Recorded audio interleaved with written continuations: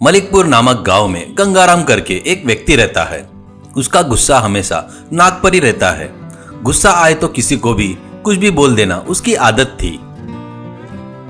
गंगाराम को बीवी और बच्चे रहते हैं। उनके ऊपर भी हमेशा चिल्लाते रहता था। ए क्या रे, सांबार बोला तो दाल बनाई, तेरे को दिमाग है क्या? तू इंसान ही है क्या?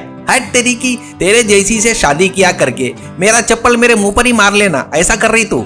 लड़का, पिताजी आप ही ने तो बोला था दाल बनाओ करके, भूल गए क्या आप? कहती है तो बच्ची, पिताजी इतना गुस्सा क्यों आ रहा है? ये ठीक नहीं है पिताजी। ऐसा कहती है। गंगाराम, तुम दोनों किसी काम के नहीं हो, बुद्धू हो। मार्क्स तो लाना होता नहीं, लेकिन मुझे सलाह दे रहे हो क्या? चुपचाप खाओ, नहीं तो दोनों को मार पड़ेगी, करके चिल्लाता था। गंगाराम एक गाड़ी पर बकेट में Chinese noodles, Manchurian, rice, momos बनाकर बेचता था। वो बहुत ही टेस्टी रहता है करके लोग वहां पर बहुत ही खाते थे। आने वालों के साथ भी गंगाराम ऐसे ही टेढ़ी बातें करता था।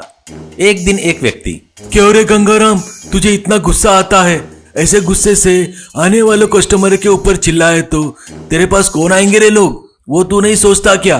कहता है तो गंगाराम, आने वाले आएंगे और जाने वाले जाएंगे। मुझे गुस्सा दिलाए तो मैं किसी को भी नहीं छोड़ूंगा। तेरी फालतू की सलाह अपने पास रख, मुझे तेरी सलाह की जरूरत नहीं है। तेरी सलाह पुंगड़ी बनाकर जहाँ डालना है वहां डाल ले, ऐसा कहता है।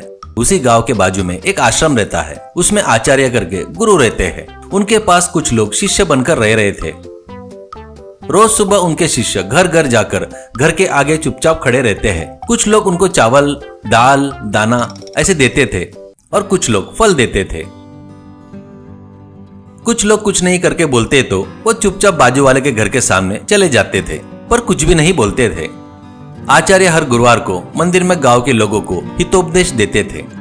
बेमतलब का दिखावा करके पैसे बर्बाद नहीं करना चाहिए, करके बोलते थे। वो सुनकर गंगाराम को बहुत गुस्सा आता था और वो, हट तेरी की, ऐसे बेवकूफों की वजह से ही मेरे जैसे लोगों के धंधे मार खा रहे हैं। लोग खर्चा करेंगे तो ही हमारा धंधा चलेगा ना। इसकी बातें सुनकर ही इस बीच लोग मेरी गाड़ी पर आकर खाना छोड़ दिए। असल में ये बुड्ढे को क्या तकलीफ हो रही है क्या? करके गालियां देता था। एक दिन आचार्य खुद भिक्षा मांगने आते हैं। घर घर दुकान दुकान घूमकर भिक्षा मांग रहे थे। वैसे ही गंगाराम के गाड़ी के पास आकर सामने चुपचाप खड़े हो जाते हैं।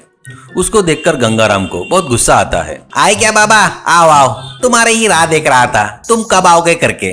तू एक फालतू आदमी है, एक पैसे का काम का नहीं है, ऐसा नीच आदमी है तू, किसी काम का नहीं, एकदम फालतू है तू, ऐसा कहता है। पर आचार्य चुप रह जाते हैं। इससे गंगाराम को और भी गुस्सा आता है। तेरे बारे में, तेरे आश्रम के बारे में मुझे सब पता है। तुम सब लोग मूर्ख हो, आलसी हो, तुम और तुम्हारे शिष्य परम नीच हो, ऐसा कहता है। आचार्य कुछ भी नहीं बोलते। इससे और भी ज्यादा गुस्सा आकर गंगाराम गंदी गंदी गालियां देता है। फिर भी आचार्य में कोई फर्क नहीं दिखता। गाली दे देकर गंगाराम कुछ देर बाद थक जाता है और गुस्से से गंगाराम आकर उसके चेहरे को देखता है। उनके चेहरे पर वो प्रशांतता, तेज को देखकर एक क्षण के लिए रुक जाता है। गंगाराम गुस्से से, क्या हो रहा है, ऐसा चुप है? तू इतने गाली खाया, फिर भी तुझे थोड़ा भी गुस्सा नहीं आया क्या? मुक्का है क्या, जबान नहीं है क्या? दिखा एक बार, ऐसा कहता है। आचार्य कुछ भी बातें नहीं करते हुए एक फल निकालकर देकर, बेटा इस फल को मैं तेरे को दूंगा, समझ, तू लेने के लिए मना किया तो वो कहाँ जाएगा, ऐसा कहता है। गंगाराम, अरे यार, ये पागल जैसे सवाल मत करो, कहाँ जाएगा? तेरे पास ही रहेगा, ये भी पता नहीं क्या तुमको? ऐसा कहता है। आचार्य, ठीक है बेटा, अच्छा है। वैसे भी अभी तक तूने जो गालियां दिया ना, वो मैंने लिया ही नहीं, तो अब वो कहाँ है तुझे पता है क्या? ऐसा कहता है। इससे गंगाराम चौंक जाता है। उसने दिया सो गाली उसी के पास है ऐसे लगने लगा उसको। वो देखकर लोग जोर जोर से हंसते हैं। इससे गंगाराम को शर्मिंदगी महसूस होती है। उसने कौन सी गलती किया उसे पता चल जाता है। आचार्य, बेटा बंदूक से निकली गोली, मुंह से निकली बोली कभी वापस नहीं आती, इसलिए अपने मुंह को कंट्रोल में रखना चाहिए। गुस्सा एक बीमारी है, वो रही तो तुझे नुकसान ही है, लेकिन कोई फायदा नहीं होगा। मुंह मीठा तो गाँव मीठा करके अपने पूर्वजों ने बहुत पहले ही बताया है, इसलिए तू अपने गुस्से को कंट्रोल में रख, वो तेरे लिए अच्छा है, करके बताकर चले गए।